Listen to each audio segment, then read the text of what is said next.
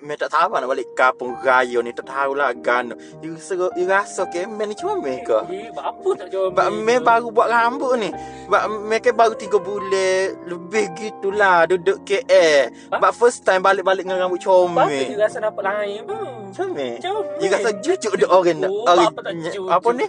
Kita ke balik raya. Mesti kejut ke dia macam comel. I rasa bukan orang jujur dulu you. Lembu-lembu nak komen. You're so mean. I comel effort ni tau, effort. Buat rambut comel balik raya ni. Nampak effort tu sampai rambut baju ni.